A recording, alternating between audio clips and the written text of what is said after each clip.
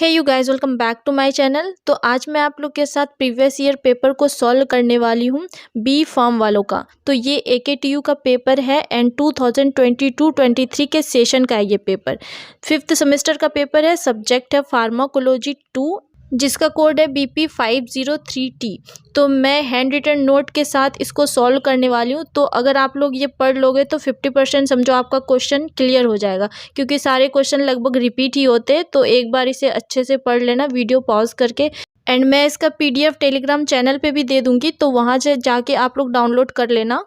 तो सबसे पहले मैं सेक्शन ए कवर करूंगी, जिसमें 2 मार्क्स वाले हमें 10 क्वेश्चन करने होते हैं। तो सबसे पहला क्वेश्चन है define inotropic agent with suitable example. तो इसमें 2 मार्क्स के अकॉर्डिंग लिखना है, तो इसका हम लोग डेफिनेशन लिख देंगे।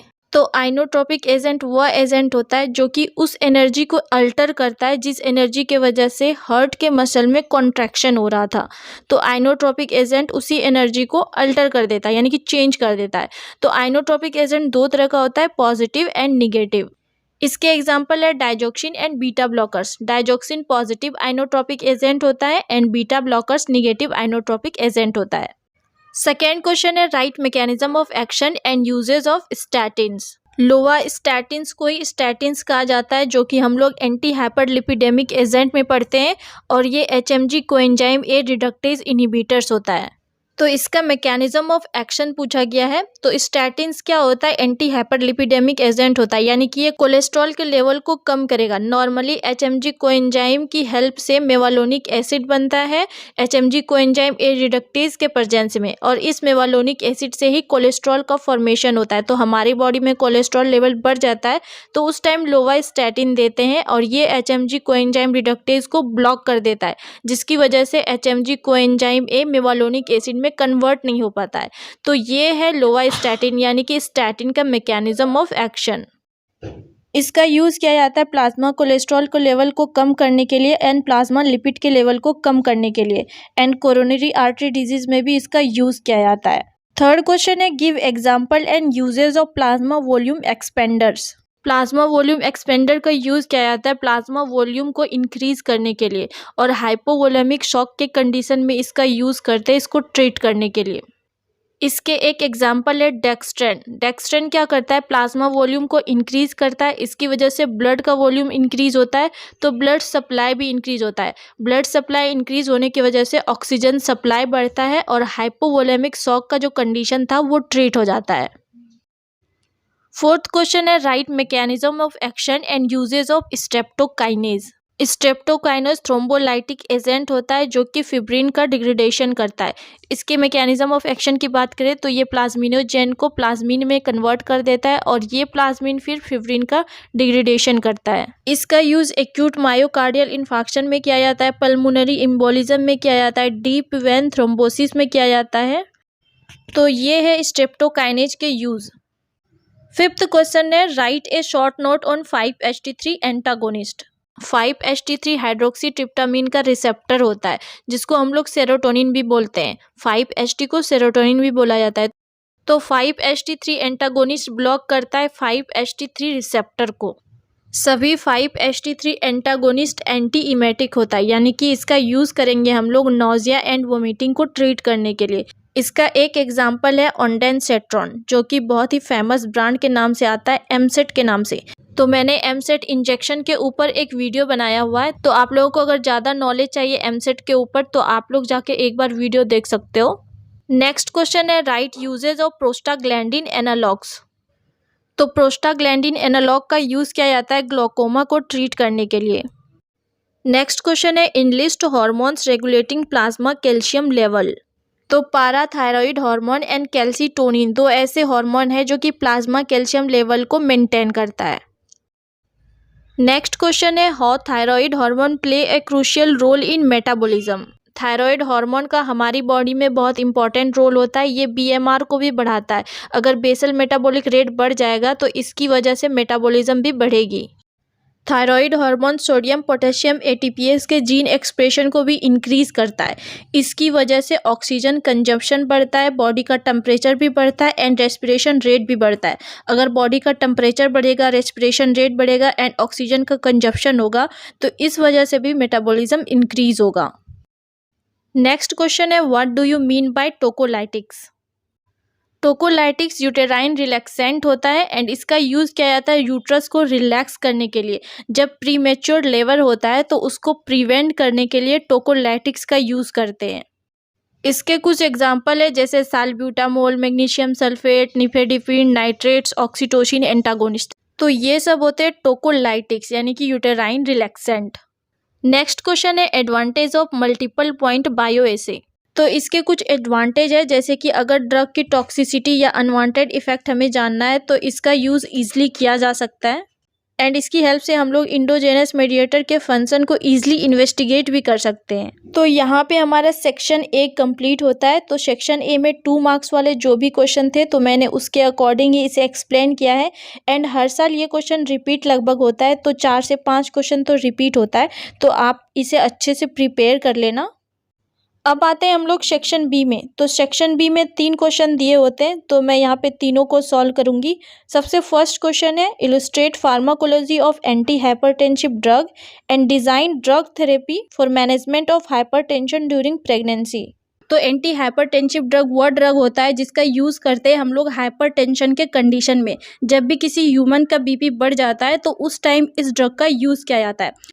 तो अब हम लोग इस ड्रग के क्लासिफिकेशन की बात करें तो मैं यहाँ पे 10 क्लासिफिकेशन बताऊंगी जो कि बहुत इंपॉर्टेंट है। जो भी याद हो उसमें से याद कर सकते हो आप लोग एंड इसका बहुत सारे जैसे एंटी एंजाइनल भी हम लोग पढ़ेंगे तो उस टाइम भी इस ड्रग का यूज़ करेंगे। तो यहाँ पे मैं क्लासिफिकेशन बता रही हूँ तो इसे याद कर लेना। तो सबसे पहला है एस इनिबिटर। इसके एग्जाम्पल है कैप्टोप्रिल, एनाप्रिल एंड लेसिनोप्रिल। तो एस का फुल फॉर्म होता है एंजियोटेंसिन कन्वर्टिंग एंजाइम।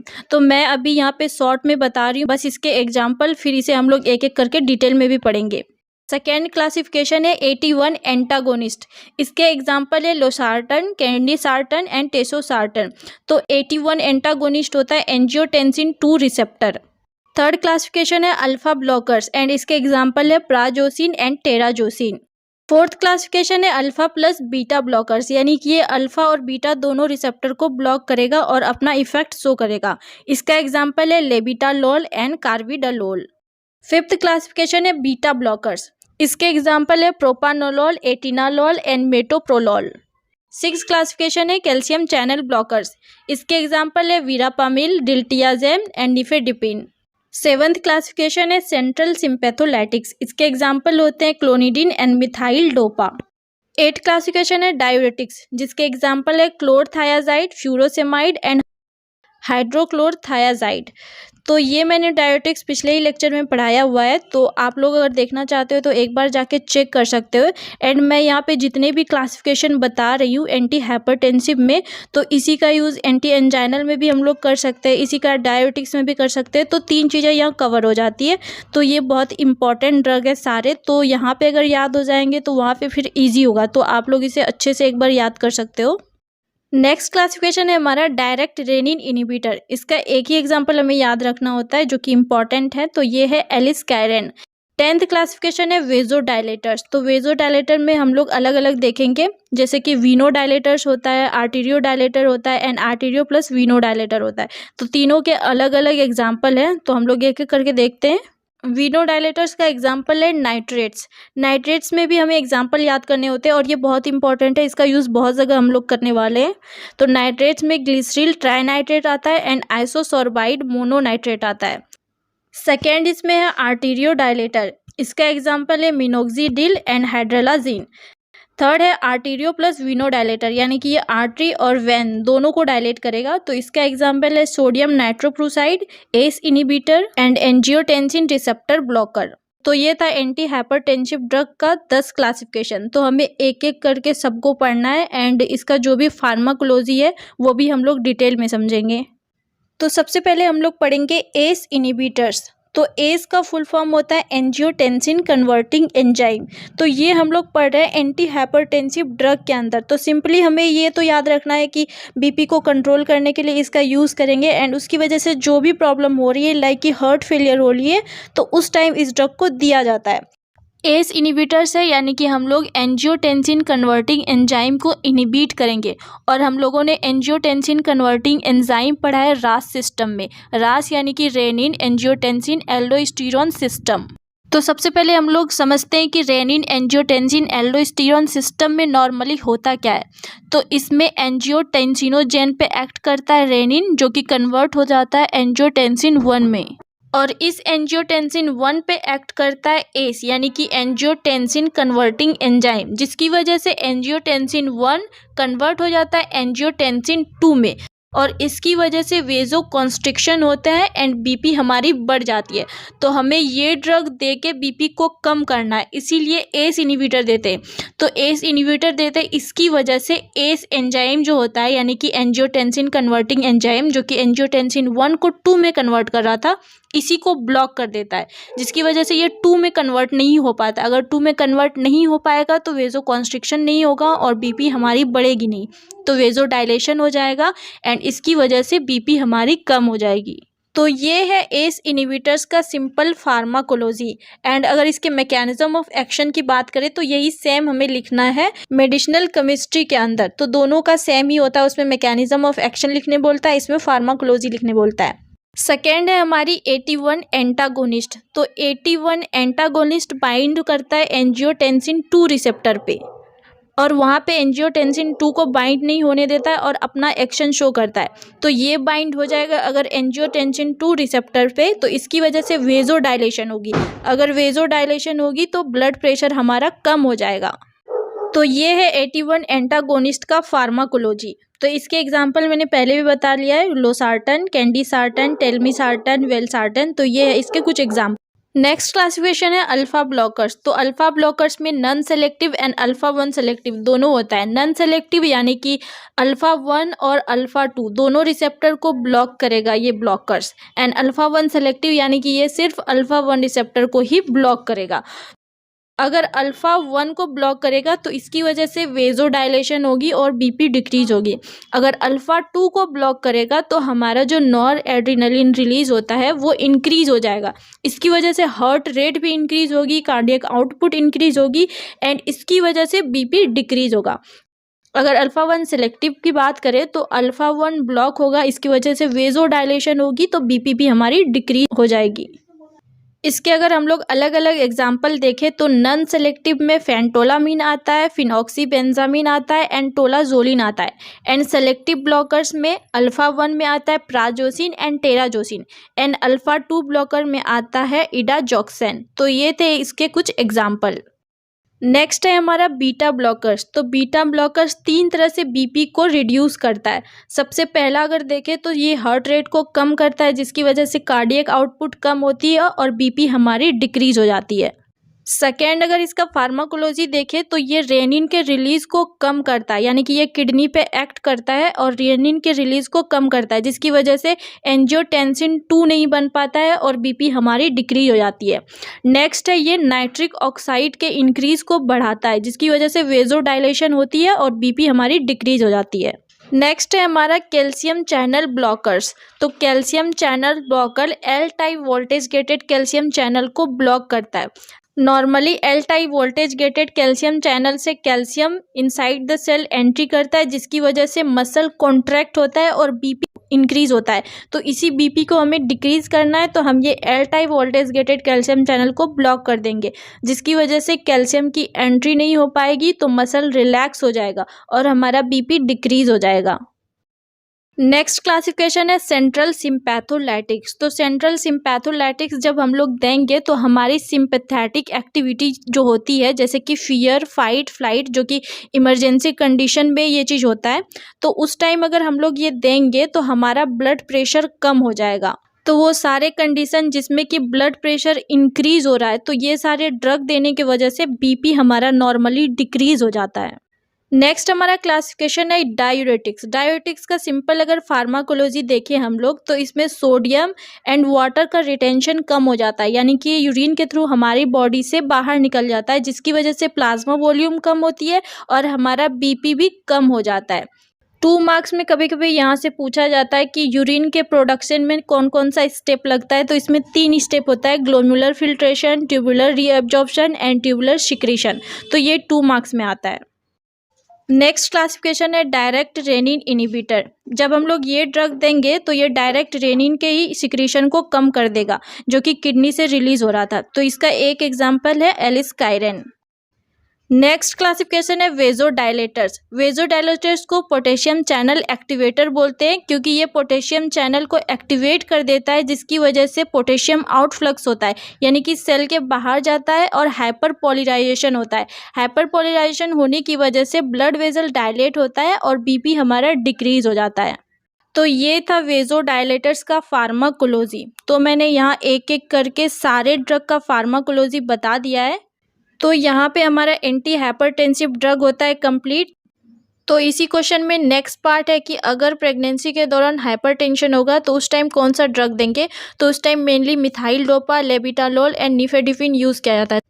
तो मैंने अभी इसे एक एक करके डिस्कस किया था। जैसे कि मिथाइल डोपा को हमने सेंट्रल सिम्पैथोलैटिक्स में डिस्कस किया, लेबिटालोल को अल्फा प्लस बीटा ब्लॉकर्स में देखा था एंड निफेडिपिन को कैल्शियम चैनल ब्लॉकर्स में पढ़ा। तो इन सब का फार्माकोलॉजी हमने ऑलरेडी पढ़ लिया है। तो फिर अगर एग्जाम में लिखना हो तो आप वहाँ से इसे याद कर सकते हो एंड एक एक करके इसका लिख सकते हो। सेकेंड क्वेश्चन है classify NSAID and explain pharmacology of aspirin. NSAID का फुल फॉर्म होता है non steroidal anti inflammatory drug. यह वह ड्रग होता है जो कि एंटी इन्फ्लामेटरी इफेक्ट शो करता है एंड ये इन्फ्लामेटरी रिस्पॉन्स को कम करता है।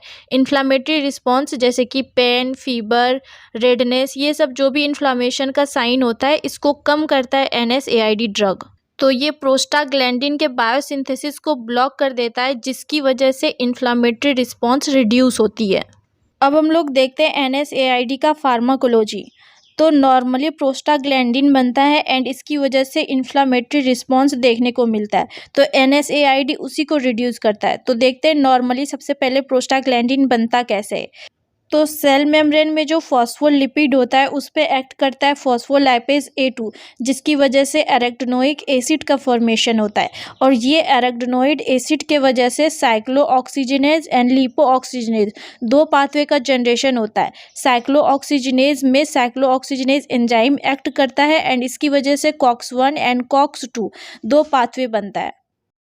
तो इसी COX-1 एंड COX-2 यानी कि साइक्लोऑक्सीजिनेज 1 एंड साइक्लोऑक्सीजिनेज 2 पाथवे से प्रोस्टाग्लैंडिन एंड थ्रोम्बोक्सेन का फॉर्मेशन होता है और इसी प्रोस्टाग्लैंडिन एंड थ्रोम्बोक्सेन के वजह से इन्फ्लामेटरी रिस्पॉन्स शो होता है यानी कि फीवर आता है, इन्फ्लामेशन होता है, रेडनेस आती है। तो इसी को कम करना है हमें। तो जब हम लोग NSAID देंगे तो ये COX पाथवे को ही ब्लॉक कर देगा, साइक्लोऑक्सीजिनेज पाथवे को, जिसकी वजह से प्रोस्टाग्लैंडिन नहीं बनेगा, थ्रोम्बोक्सेन नहीं बनेगा और इन्फ्लामेशन एंड फीवर हमारा कम हो जाएगा। तो ये था NSAID का pharmacology and mechanism of action. अब देखते हैं हम लोग NSAID का क्लासिफिकेशन। तो इसका 4 क्लासिफिकेशन है। Non selective COX inhibitors, preferential COX-2 inhibitors, selective COX-2 inhibitors and analgesic antipyretics with poor anti-inflammatory action। तो 4 इसके क्लासिफिकेशन है। अब हम लोग देखते हैं इसके अंदर कौन कौन सा ड्रग आता है। तो प्रिफरेंशियल COX-2 इनिबिटर्स में निमेसुलाइड, डाइक्लोफिनेक, एसिक्लोफिनेक, मिलॉक्सिकैम, इटोडोलेक, तो ये सारे आते हैं प्रिफरेंशियल COX-2 इनिबिटर्स में। अब देखते हैं हम लोग नॉन सेलेक्टिव COX इनिबिटर्स के एग्जाम्पल। तो इसके अंदर भी अलग अलग कैटेगरी आता है जैसे कि सैलिसाइलेट। सैलिसाइलेट के अंदर एस्पिरिन आता है। सेकेंड कैटेगरी है एसिटिक एसिड डेरिवेटिव, इसके अंदर आता है इंडोमिथासिन। थर्ड कैटेगरी है पैराजोलोन डेरिवेटिव, इसके अंदर आता है ऑक्सीफेन ब्यूटाजोन। फोर्थ कैटेगरी है प्रोपियोनिक एसिड डेरिवेटिव, इसमें आता है आइबुप्रोफेन। फिफ्थ कैटेगरी है फिनामेट एंड इसके एग्जाम्पल है मीफिनामिक एसिड। तो ये है नॉन सेलेक्टिव COX इनिबिटर्स के कुछ एग्जाम्पल। सेकेंड तो मैंने बता ही दिया प्रिफरेंशियल COX-2 इनिबिटर्स का एग्जांपल। थर्ड है सेलेक्टिव COX-2 इनिबिटर्स, इसमें आता है सिलेकॉक्सिब, इटोरिकॉक्सिब एंड पैरेकॉक्सिब। नेक्स्ट क्लासिफिकेशन है analgesic antipyretics with poor anti inflammatory action. तो इसके अंदर आता है पारासीटामोल। तो ये थे NSAID के क्लासिफिकेशन। तो इसी क्वेश्चन में हमें नेक्स्ट पार्ट में लिखना है फार्माकोलॉजी ऑफ एस्पिरिन। तो मैंने जो स्टार्टिंग में NSAID का फार्माकोलॉजी बताया तो वही फार्माकोलॉजी एस्पिरिन का होगा। तो वही चीज़ हमें लिखना है इसमें। तो अब हम लोग आते हैं थर्ड क्वेश्चन में। थर्ड क्वेश्चन है explain pharmacology of oral hypoglycemic agent. तो ऑरल हाइपोग्लाइसेमिक एजेंट को ही एंटी डायबिटिक एजेंट कहा जाता है, यानी कि इसका यूज़ करेंगे हम लोग डायबिटीज़ को ट्रीट करने के लिए। इसको एंटी हाइपरग्लाइसेमिक एजेंट भी बोला जाता है, हाइपोग्लाइसेमिक एजेंट भी बोला जाता है एंड ऑरल हाइपोग्लाइसेमिक एजेंट भी बोला जाता है। तो इसका यूज़ हम लोग डायबिटीज़ में भी डायबिटीज़ मेलाइटस को ट्रीट करने के लिए करेंगे। तो डायबिटीज़ मेलाइटिस भी दो प्रकार का होता है, टाइप 1 एंड टाइप 2। तो टाइप 2 का यूज़ करेंगे हम लोग ऑरल हाइपोग्लाइसेमिक एजेंट का यूज़ करके एंड टाइप 1 डायबिटीज़ मेलाइटस को ट्रीट किया जाता है इंसुलिन इंजेक्शन द्वारा। तो हमें फार्माकोलॉजी लिखना है ऑरल हाइपोग्लाइसेमिक एजेंट का, तो सबसे पहले हमें इसका क्लासिफिकेशन पढ़ना पड़ेगा। तो सबसे पहला क्लासिफिकेशन है सल्फोनिल यूरिएज। तो इसके एग्जाम्पल होते हैं टॉलब्यूटामाइड, chlorpropamide, glimepiride and glipizide. Second classification है बाइगुआनाइड्स, इसमें एक एग्जांपल आता है मेटफॉर्मिन। थर्ड है थायाजोलिडिन डायोन, इसमें आता है पायोग्लिटाजोन, रोसिग्लिटाजोन। एंड फोर्थ है मेग्लिटिनाइड्स, तो इसमें आता है रेपाग्लिनाइड एंड नेटिग्लिनाइड। फिफ्थ है ग्लूकोसिडेज इनहिबिटर्स एंड इसके अंदर आता है एकार्बोज एंड वोग्लिवोज। तो इसमें फार्माकोलॉजी लिखने के लिए बोला है, तो हमें एक एक करके सबका फार्माकोलॉजी लिखना पड़ेगा, सारे क्लास का। तो सबसे पहले देखते हैं सल्फोनिल यूरिएज का फार्माकोलॉजी। तो ये एक्ट करता है पैनक्रियाज के ऊपर एंड इंसुलिन के लेवल को इंक्रीज करता है। पैनक्रियाज के बीटा सेल में प्रेजेंट होता है सल्फोनिल यूरिएज का रिसेप्टर, जिस पे जाके सल्फोनिल यूरिएज बाइंड होता है और अपना एक्शन शो करता है। तो ये जब बाइंड करेगा बीटा सेल पे, तो उस टाइम पोटेशियम चैनल क्लोज हो जाएगा। पोटेशियम चैनल क्लोज होने की वजह से बीटा सेल में डीपोलराइजेशन होगा। तो डीपोलराइजेशन होने की वजह से कैल्शियम चैनल ओपन हो जाएगी और कैल्शियम का एंट्री होने लगेगा। कैल्शियम का लेवल बढ़ने से बीटा सेल से इंसुलिन का सिक्रीशन भी बढ़ जाएगा। तो ये था सल्फोनिल यूरिएज का फार्माकोलॉजी। सेकेंड क्लासिफिकेशन है बाइगुआनाइड्स। तो बाइगुआनाइड्स ग्लूकोज के प्रोडक्शन को कम करता है, जिसकी वजह से डायबिटीज़ मेलाइटस ट्रीट होती है। तो ये बाइगुआनाइड्स एक्टिवेट करता है एडिनोसिन मोनोफॉस्फेट प्रोटीन काइनेज को, यानी कि एएमपी एंजाइम को। इसकी वजह से ग्लूकोनियोजेनेसिस भी डिक्रीज हो जाता है। तो ग्लूकोनियोजेनेसिस अगर डिक्रीज हो जाएगा तो ग्लूकोज का प्रोडक्शन भी कम हो जाएगा और डायबिटीज़ भी हमारी ट्रीट हो जाएगी। नेक्स्ट है glucosidase inhibitors. Glucosidase inhibitor act करता है स्टार्च पे, जिसकी वजह से ग्लूकोज का स्लो एब्जॉर्प्शन होने लगता है ब्लड में। तो इस वजह से पैनक्रियाज से इंसुलिन भी ज़्यादा रिलीज होने लगता है और ग्लूकोज का अपटेक भी इंक्रीज हो जाता है। ग्लूकोज का अपटेक इंक्रीज होता है तो ब्लड में ग्लूकोज का लेवल कम हो जाता है। इसकी वजह से डायबिटीज़ हमारी ट्रीट हो जाती है। तो यहाँ होता है सेक्शन बी भी हमारी कंप्लीट। तो मैं नेक्स्ट वीडियो में सेक्शन सी को एक्सप्लेन करूँगी। तो पार्ट 2 इस वीडियो का आएगा, तो पार्ट 2 में आप लोग सेक्शन सी को देख लेना।